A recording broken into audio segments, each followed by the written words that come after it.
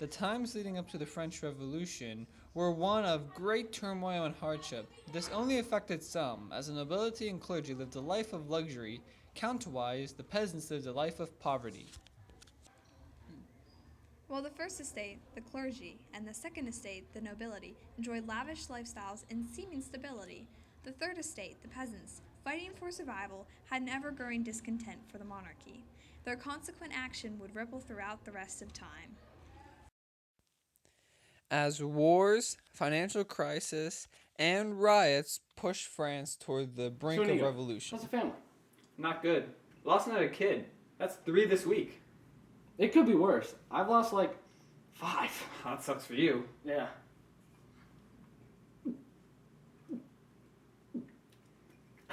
Good stuff. Grape cider? Sure, thanks.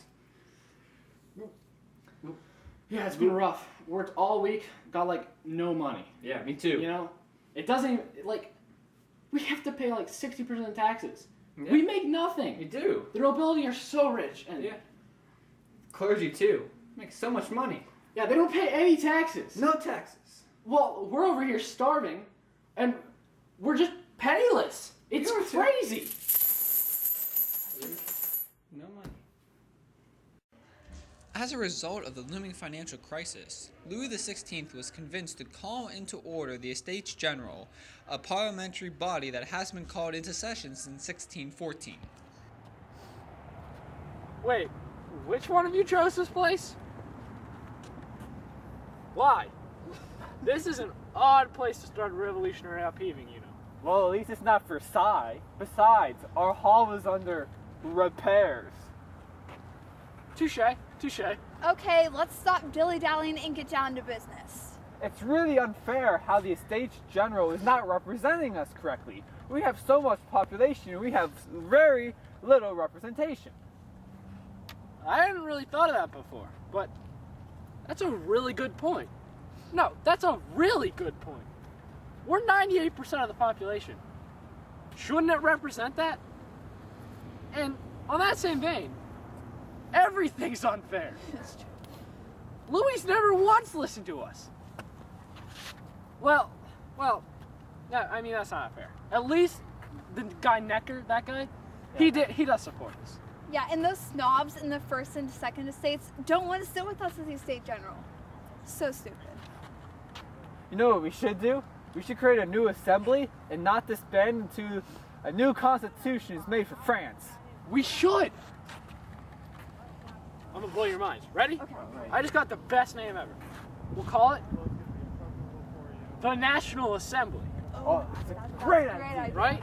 National Assembly. Okay, well, if we're gonna do that, then we need a rough draft of a constitution or something. Well, I've got something typed up. I didn't know if we wanted anything, but here goes nothing. The National Assembly. Considering that has been called to establish the constitution of the realm, to bring about the regeneration of public order, and to maintain the true principles of the monarchy. Nothing, I repeat, nothing, may prevent it from continuing its deliberations in any place it is forced to establish itself. And finally, the National Assembly exists wherever its members are gathered. What do you think? I like it. I think it's good. Let's do it. Let's do it. All right. It sucks to be us, right? At least we still have Necker to support us. No, didn't you hear? Necker got fired. And we have bigger problems, you know. Louis building an army. If he succeeds, then we're gone. We need to do something, and quick. You know that if we don't do anything, it's going to be a problem. We have to fight back. We can't. We don't have any weapons or ammunition. There is one place that has everything that we need. It's the Bastille. Let's go take it. Let's do it! The situation in France among the peasants became increasingly worse, with the peasants rising against their lords, ransacking the countryside in what would be called the Great Fear of 1789. On August 27th of the same year, the National Assembly issued the Declaration of the Rights of Man and Citizen, which stated that all men were created equal and had equal rights. On October 5th, thousands of women marched on Versailles demanding Louis to find a solution to their economic problems.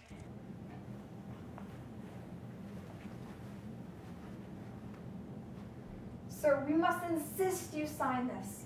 It's for the good of the people. It's awful, though. As the nobility loses power, women all gain power.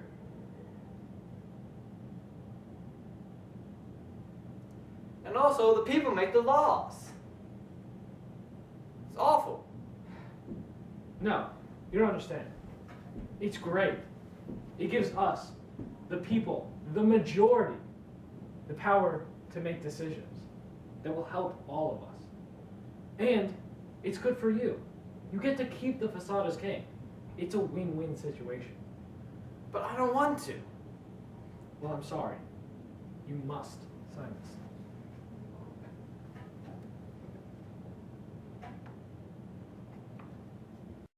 Women are born free and remain equal to man in rights, equally admissible to all public dignities, offices, and employments, according to their ability and with no other distinction than their virtues and talents.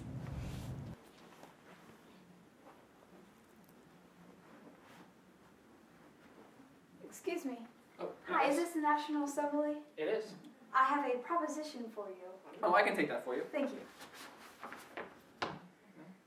All right. Well, we'll make sure this takes under consideration. Thank you.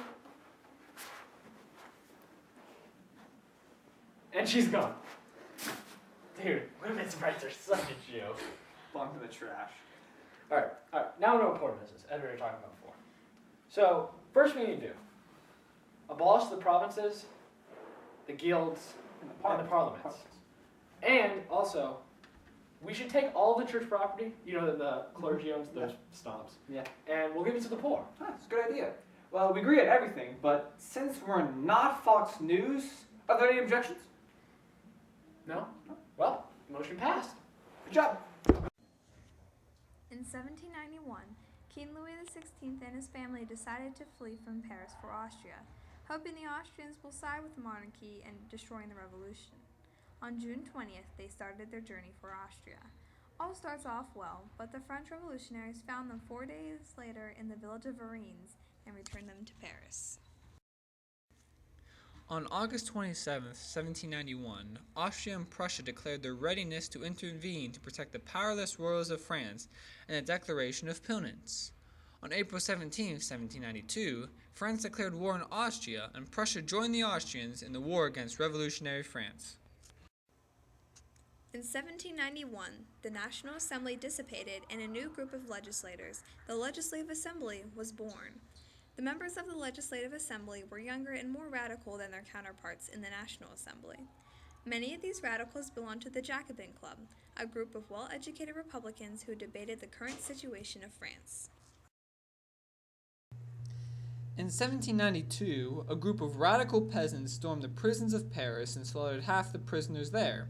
This event, later coined the September Massacres, was caused by the spreading rumors that counter-revolutionary action was gaining strength in France. In relation with the Declaration of the Rights of Man, the Legislative Assembly called for a new governmental body, the National Convention, to be elected by the newfound idea that all men are created equal. On September 21, 1792, the National Convention met and declared France a republic, officially abolishing the monarchy. The members of the National Convention were made up of two different parties, the Girondists, who were moderate Republicans, and the Mountain, who were radical Republicans led by revolutionaries, including Maximilien Robespierre.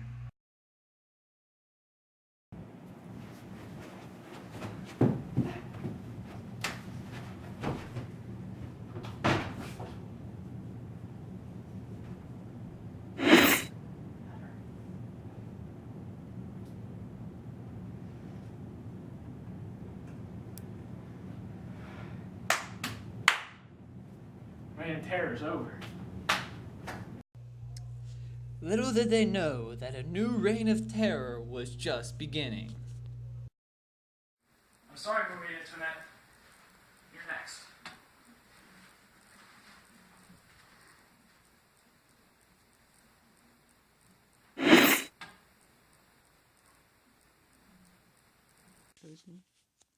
As more and more counter-revolutions started to spread throughout France, the relationship between the Mountain and the Girondists began to crumble. In March of 1793, the mountain joined with the sans-culottes, the laboring poor who did not wear breeches, hence their name. This union forced the Girondists out of the National Convention and created a more radical government with the Committee of Public Safety.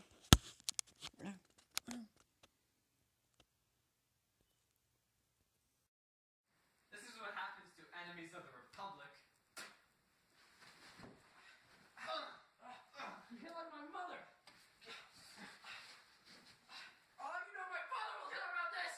No, you won't. However, the Reign of Terror was due to end, as civil unrest eventually built up to the point that Robespierre and his followers were overthrown and killed at the hands of the guillotine. Wait! I have traitors! Spare me! Time for sparing is up, Robespierre.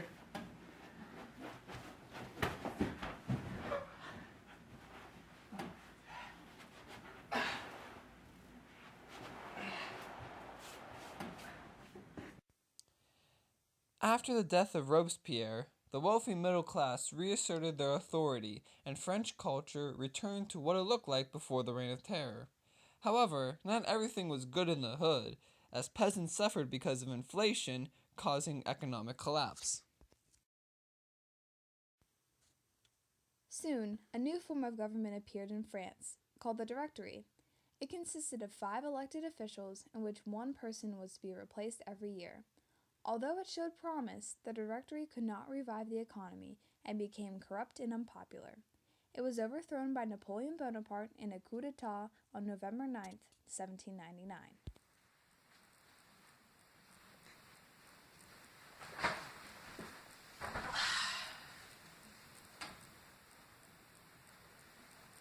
I hereby declare Napoleon Bonaparte, myself,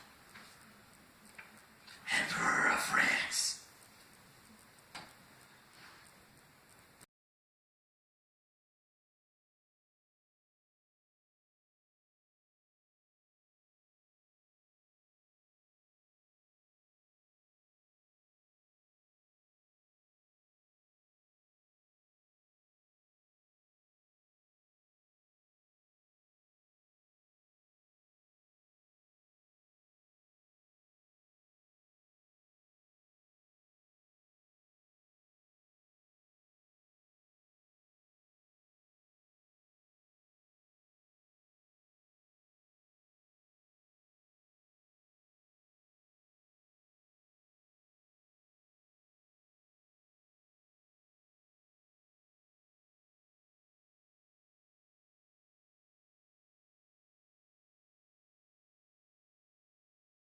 It sucks to be us, right?